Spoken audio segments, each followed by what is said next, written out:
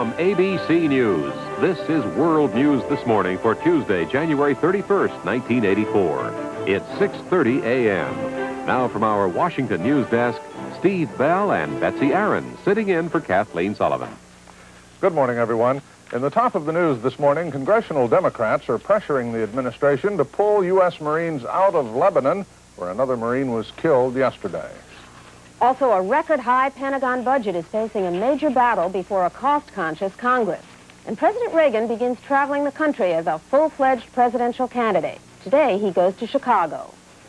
Now the details. It's quiet in Beirut this morning, but yesterday's death of yet another Marine during heavy shelling has underlined growing congressional discontent here at home. House Democrats have drawn up a resolution now directing the administration to come up with a plan within 30 days to bring the troops home. ABC's Bill Greenwood standing by on Capitol Hill this morning with more on that. Bill? Steve, Democratic leaders in both the House and the Senate are now considering withdrawal resolutions, and some members are not only asking for a withdrawal as soon as possible, but an immediate pullout. Hollings of South Carolina is in that group. Get them out now, this afternoon. Work with your lot, but say, look, we're going to redeploy. And just redeploy and just move them all out. Congressional support is eroding with each new fatality. Republicans Gorton of Washington and Simpson of Wyoming are the latest to defect from the president. The administration is clearly worried, but determined not to reward terrorists. The Lebanese situation is a potential political problem. But I would venture to say this, that if we came to the point of a withdrawal for political reasons, certainly this president will never buy that. But House Speaker O'Neill says that political problem has been fueled by an impression the president has given the Marines no real mission. It's something that he wants America cheering, he wants the world cheering America, and that's what he's concerned about. More than anything else, not the lives of the Marines that are over there. Right or wrong, that sentiment is growing, and the list of resolutions opposing the Marine presence is growing too. Senate Democrats are expected to endorse a withdrawal plan by Thursday, shifting the responsibility from nervous congressmen to the other end of Pennsylvania Avenue, where Lebanon is clearly becoming an election liability for President Reagan. Bill Greenwood, ABC News, on Capitol Hill. Thank you, Bill. A compromise $5 million plan providing benefits to veterans who blame health problems on exposures to Agent Orange and to radiation has been sent to the Senate.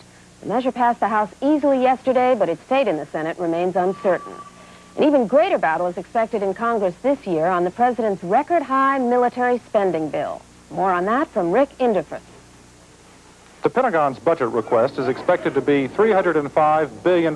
That's almost $50 billion more than last year, a 17% increase. But it's unlikely, given the size of the federal budget deficit, that Congress will go along with such a huge increase. Instead, the betting is that, like last year, Congress will wind up cutting that proposed rate of increase in half. But that would mean reducing the Pentagon's request by some $20 billion. Just where would those cuts come from?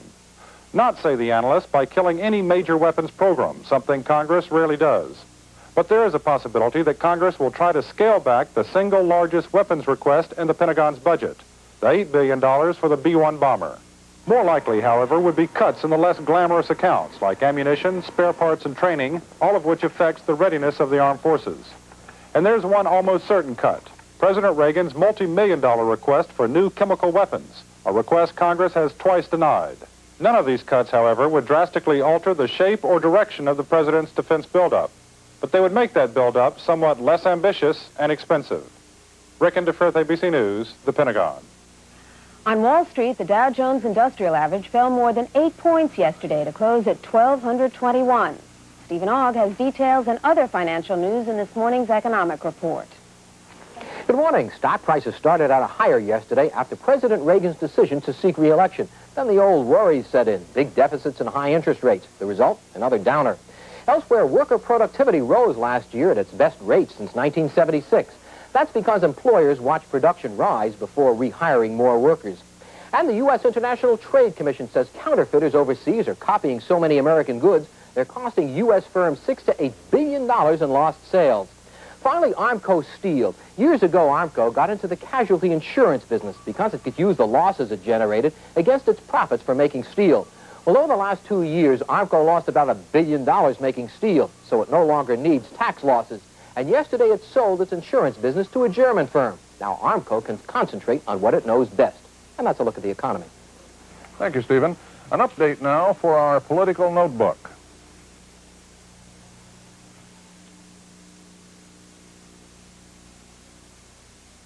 President Reagan is wasting no time hitting the campaign trail. The president travels to Chicago today, where he'll address a convention of the concrete and aggregates industry. Mr. Reagan drew a standing ovation yesterday from 4,000 religious broadcasters when he renewed his support for school prayer and his opposition to abortion. Democratic frontrunner Walter Mondale got another key endorsement last night. It came from former Democratic National Chairman Robert Strauss on ABC's Nightline. I'm going to support Walter Mondale. I haven't said so previously publicly, but I am going to support him, and I will do my best to see he gets the nomination. We have other good candidates, and one of them will get that nomination, and I'll do all I can to see he's elected. All but one of the Democratic contenders will be in Boston today for a foreign policy debate at Harvard University. As Kenneth Walker reports, Jesse Jackson has been in neighboring New Hampshire, broadening his campaign appeal. After weeks of courting black support, Jackson set out to broaden his base in New Hampshire. In his first extensive swing here, women were the first on his list, and he picked up 100 supporters. 4 months ago, they said the rainbow could not happen. Our coming together will send a message that will inspire people all over this nation and all over this world. The elderly were the next on his list, and Jackson knew what they wanted to hear. Our nation can afford to take care of its senior citizens.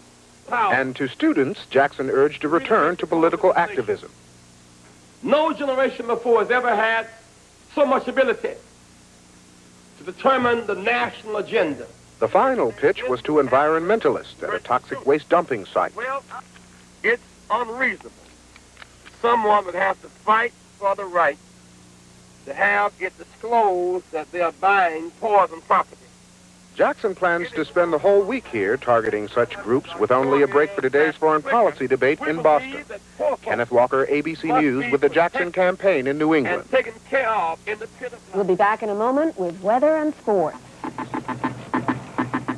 An apology is a good way to have the last word. When the burning, itching, and soreness of hemorrhoids flare up, Tux medicated pads give you soothing, cooling relief on contact. Creams and ointments work hard, but if you also use Tux, you'll get even more relief. Of proctologists surveyed, 95% often add Tux to treatment programs they recommend. When your hemorrhoids flare up, fight fire with Tux. Tux, for more relief than creams or ointments alone. Now the nail people from Lee present High Fashion Nail Tips. The truly beautiful nail tips that are curved and styled like salon nails, yet are easy to do at home. Just select the size, glue in place, let dry, and smooth. With Lee High Fashion Nail Tips, hands that look like this can look like this. Experience what they can do for you. Lee High Fashion Nail Tips. Denture wearers, here's the one and only Martha Ray. Folks, Polident has just given me something new to smile about. New Polident with super strength for more cleaning power. Gets my dentures cleaner than ever. Look, a mean food and coffee stain. Now my new Polident with super strength for more cleaning power than ever. Gets those mean stains cleaner, even in between. So take it from a big mouth. New Polident's got super strength. Gets tough stains clean.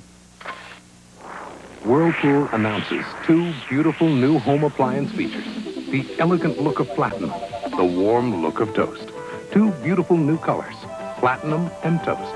Now our no fingerprint refrigerators, easy to clean ranges, energy efficient dishwashers. Even our solid state washers and dryers come in beautiful new platinum and toast. Best of all, they come with the Whirlpool promise to give you your money's worth and help make your world a little easier. Thursday on 2020, Barbara Walters with New York's Ed Koch. Is he the nastiest mayor in America? I want you to know the mayor is nasty to everybody. And Geraldo Rivera investigates the death of Jerry Lee Lewis's last wife. I've never had a woman in my life. Watch 2020 Thursday. It's 6:39. The Olympic torch is on its way to the Winter Olympic Games in Sarajevo. The flame arrived in Dubrovnik, Yugoslavia this weekend, and yesterday runners began a marathon relay carrying the torch on its overland journey to Sarajevo. Fred Wymore is already there for the Olympic Games. John Losing sitting in with this morning's sports report. John? Thank you, Steve. Syracuse had sole possession of first place in the Big East Conference until last night when Georgetown came calling. The Hoyas handing the Orangemen their first conference loss, 80-67. Georgetown's massive center, Patrick Ewing, was held scoreless in the first half, but still dominated the boards and managed 9 points in the second half. Syracuse led by 3 at the intermission. Sensational Dwayne, the pro Washington, hitting for a couple right there. Washington finished with 12. In the second half, though, Georgetown riveted the Syracuse zone. A Hoya freshman, Reggie Williams, with a career-high 22 for Georgetown. Elsewhere in the college scene last night, third-ranked Kentucky beating Tennessee, and ninth-ranked Memphis State edging Virginia 63-62. 17th-ranked Louisville snuffed out Southern Miss 63-56. No takers for Dave Kingman, at least not yet. The Mets' 35-year-old off-and-on slugger put on waivers yesterday for the purpose of giving him his unconditional release. And in hockey, Rogie Vachon named the LA Kings' new general manager, Roger Nielsen, the new head coach. The NHL All-Star Game is played tonight in New Jersey. Here's weather now. Linda Gellinello. Thanks, John. And we are watching a winter storm that has already dumped a half a foot of snow in many spots in the Ohio Valley. Today it has its eye on New England, and that's where we can expect our heaviest snow. By this afternoon, snowfall will be amounting to about 5 inches along coastal Maine today, and we expect about 3 to 4 inches the rest of New England. It will remain windy in the northeast as well, and as that front moves through, chilly and gradual clearing. We're looking at light snow for the Great Lakes today, fair skies for the southeast, and heavy rain is expected in southern Texas. For the western half of the nation, it looks good, plenty of fair skies. And that's the national picture. Now let's take a look at our local forecast. In Acadiana, we can expect some partly cloudy skies with mild days and cool nights. Today's high temperature, 53. Tonight's low, 35, and there is no chance of rain today.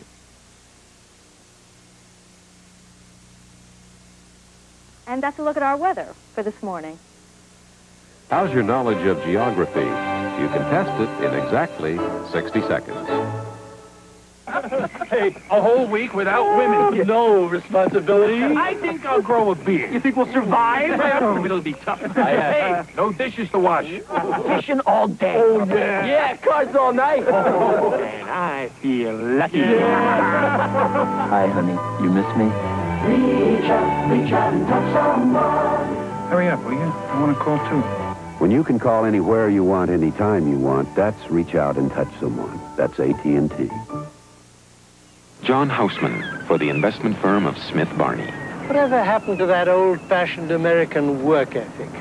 Some people still have it. The investment firm of Smith Barney has it. They know how much digging it takes to uncover one good stock, one good bond, and that's why they're among a handful of top investment firms singled out for their work in research. Smith Barney. They make money the old-fashioned way. They earn it. If you sailed due east from Cape Horn, what would be your first landfall? New typewriter, Miss Tompkins. New typewriter, but I've got an IBM typewriter. You, Miss Tompkins, 8th floor? But I love my IBM. I depend on it. Ah, but this one's got pages of memory and it can be upgraded. But nothing else has the IBM Touch. Give somebody else that typewriter. But this is an IBM, a new electronic IBM typewriter. It takes an IBM typewriter to replace an IBM typewriter, the most preferred typewriter there is. Why didn't you say so in the first place? You are looking at the world's most advanced nasal spray. It's 12-hour Nostrilla. University tests prove Nostrilla's unique pump makes it the first nasal spray that prevents drawback of common cold nasal fluids. Nostrilla prevents uncontrolled dosage. Nostrilla helps prevent uneven penetration. And Nostrilla gives you the strongest medication available without a prescription. Remember, only 12-hour Nostrilla prevents drawback of common cold nasal fluids. No wonder it's the world's most advanced nasal spray. It's 6:44. The Bonehead Club of Dallas has selected former Interior Secretary James Watt, weather forecasters in general, and Cabbage Patch Dolls as top contenders for its annual Bonehead of the Year award. A spokesman says Watt may win because, and I quote, he established himself as a music critic, sociologist, environmentalist, comedian, and all-around lovable government employee. Weather forecasters nominated because of their problems, and Cabbage Patch Dolls for their originality.